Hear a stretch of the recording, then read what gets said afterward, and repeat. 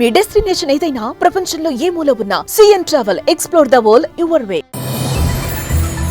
అమెరికాలో మరో ఘోర విమాన ప్రమాదం. ఒక్కసారిగా ఉలిక్కిపడిన ఫిలడెల్ఫియా.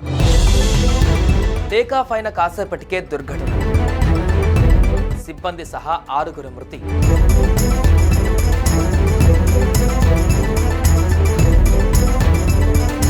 అమెరికాలో జరుగుతున్న వరుస విమాన ప్రమాదాలు అక్కడి ప్రజలను తీవ్ర భయాందోళనకు గురిచేస్తున్నాయి.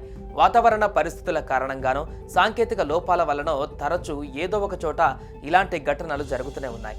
తాజాగా అమెరికాలోని ఫిలడెల్ఫియా రాష్ట్రంలోని రూజ్ వెల్ట్ మాల్ సమీపంలో విమానం కూలడంతో ఒక్కసారిగా మంటలు ఎగిసిపడ్డాయి.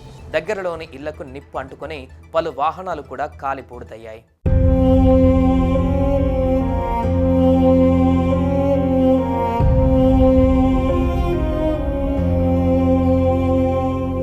ప్రమాదానికి గురైన ఈ విమానం మెడికల్ ట్రాన్స్పోర్టర్గా అధికారులు గుర్తించారు.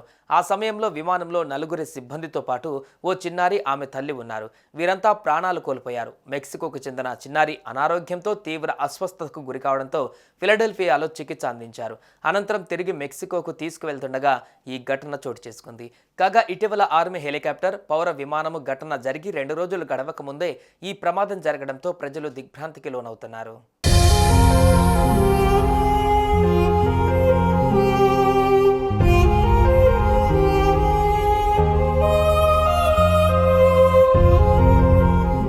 ఫెడరల్ ఏవియేషన్ అడ్మినిస్ట్రేషన్ ప్రకారం లేయరల్ జెట్ 55 అనే చిన్న విమానం ఈశాన్య ఫిలడెల్ఫియా విమానాశ్రయం నుంచి స్థానిక కాలమానం ప్రకారం శుక్రవారం సాయంత్రం 6:30 బయలుదేరింది.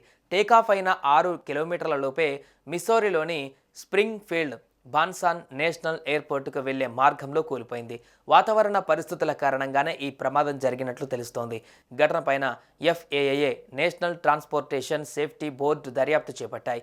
ఈ ప్రమాదానికి సంబంధించిన వీడియో వైరల్గా మారింది.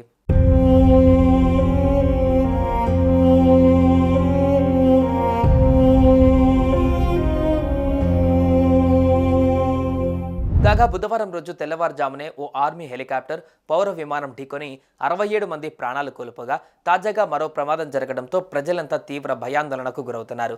విమాన ప్రమాదంపైన స్పందించిన కామన్వెల్త్ ఆఫ్ పెన్సిల్వేనియా గవర్నర్ జోష్ షాప్రియో మాట్లాడుతూ తాను ఫిలడెల్ఫియా మేయర్తో మాట్లాడానని, పరిస్థితిని నిశితంగా అంచనా వేస్తున్నామని తెలిపారు. అయితే ఇప్పటి వరకు ఈ ప్రమాదం వల్ల ఎంతమంది గాయపడ్డారనేది తెలియాల్సి ఉంది.